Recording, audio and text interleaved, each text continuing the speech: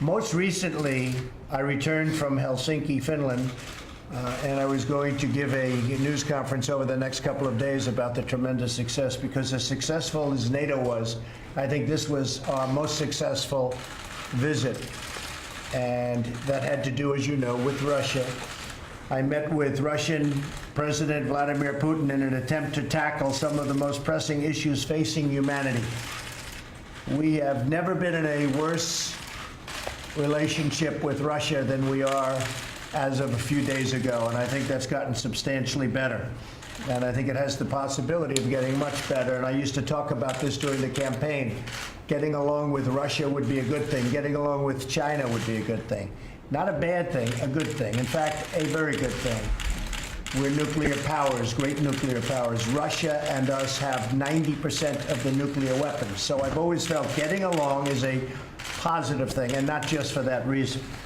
I entered the meeting with the firm conviction that diplomacy and engagement is better than hostility and conflict. And I feel that with everybody. We have 29 members in NATO, as an example, and I have great relationships, or at least very good relationships, with everybody. The press covered it quite inaccurately. They said I insulted people. Well, if asking for people to pay up money that they are supposed to pay is insulting, maybe I did. But I can tell you, when I left, everybody was thrilled, and that's the way this was, too. My meeting with President Putin was really interesting in so many different ways, because we haven't had relationships with Russia for a long time. And we started. Let me begin by saying that, once again, the full faith and support for America's intelligence agencies. I have a full faith in our intelligence agencies. Whoops, they just turned off the light. That must be the intelligence agencies. There we go. It's okay. You guys okay? Good. That was strange, but that's okay. So I'll begin by stating that I have full faith and support for America's great intelligence agencies. Always had.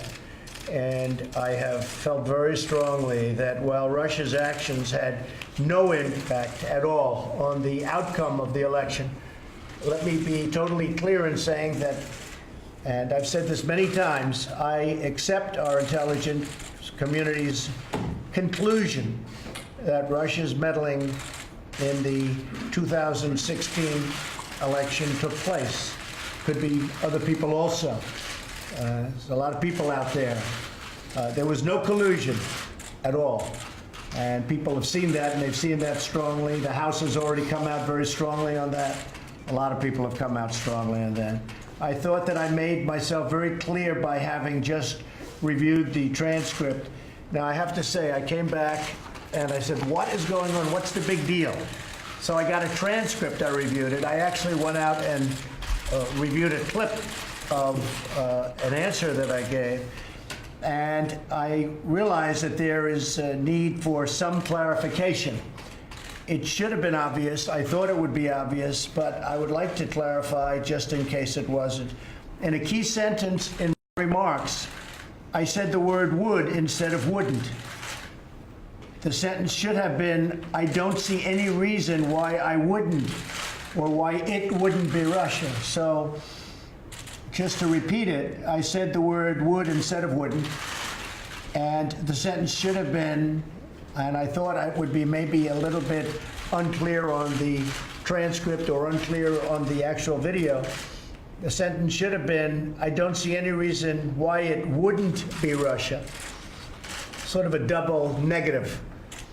So you can put that in, and I think that probably clarifies things pretty good by itself.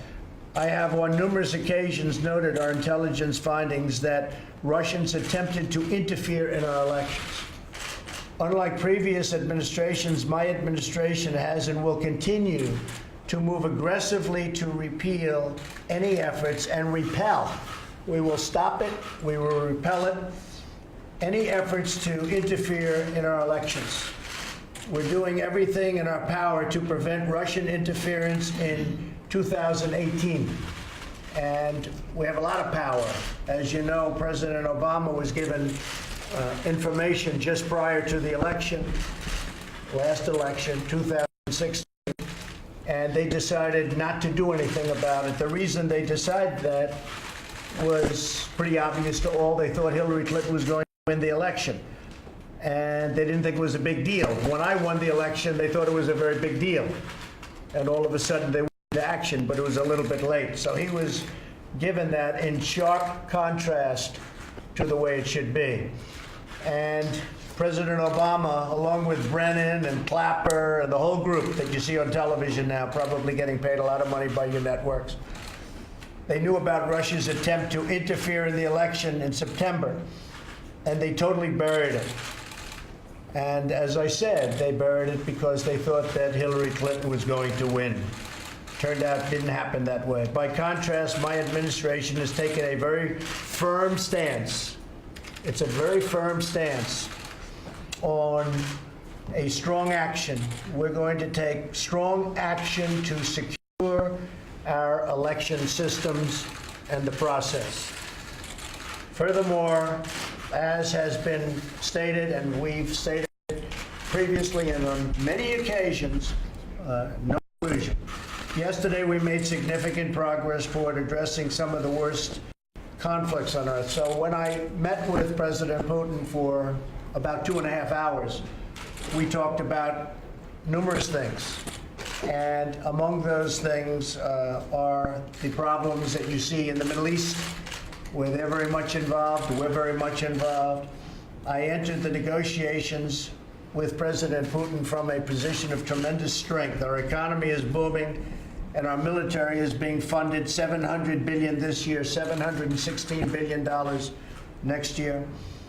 It will be more powerful as a military than we've ever had before. President Putin and I addressed a range of issues, starting with the civil war in Syria and need for humanitarian aid and help for people in Syria. We also spoke of Iran and the need to halt the nuclear ambitions and the destabilizing activities taking place in Iran. As most of you know, we ended the Iran deal, which was one of the worst deals anyone could imagine, and that's had a major impact on Iran, and it's substantially weakened Iran, and we hope that at some point Iran will call us and we'll maybe make a new deal, or we maybe won't. But Iran is not the same country that it was 5 months ago, that I can tell you. They're no longer looking so much to the Mediterranean and the entire Middle East. They've got some big problems that they can solve probably much easier if they deal with us. So we'll see what happens. But we did discuss Iran. We discussed Israel and the security of Israel. And President Putin is very much involved now with us in a discussion with Bibi Netanyahu on working something out with surrounding Syria and specifically with regards to the security and long-term security of Israel. A major topic of discussion was North Korea and the need for it to remove its nuclear weapons. Russia has assured us of its support. President Putin said he agrees with me 100%, and they'll do whatever they have to do to try and make it happen. Discussions are ongoing, and they're going very, very well. We have no rush for speed. The sanctions are remaining. The hostages are back.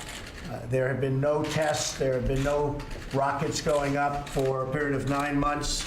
And I think the relationships are very good. So we'll see how that goes. We have no time limit. We have no speed limit. We're just going through the process. But the relationships are very good. President Putin is going to be involved in the sense that he is with us. He would like to see that happen.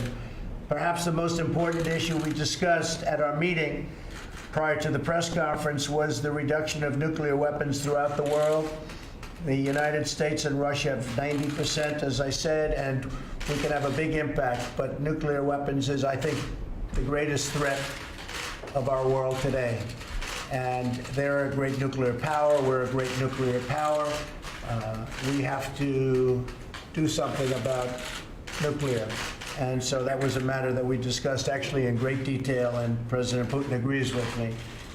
The matters we discussed are profound in their importance and have the potential to save millions of lives. I understand the many disagreements between our countries, but I also understand that dialogue and when you think about it, dialogue with Russia or dialogue with other countries, but dialogue with Russia in this case, where we've had such poor relationships for so many years, dialogue is a very important thing and it's a very good thing. So if we get along with them, great. If we don't get along with them, then we won't get along with them.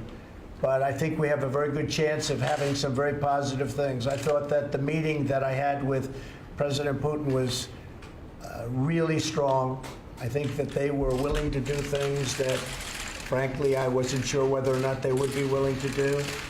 And we'll be having future meetings, and we'll see whether or not that comes to fruition. But we had a very, very good meeting. So I just wanted to clear up. I have the strongest respect for our intelligence agencies headed by my people. We have great people, whether it's Gina, Dan Coates, or any of them. I mean, we have tremendous people, tremendous talent within the agencies. I think they're being guided properly, and we all want the same thing. We want success for our country.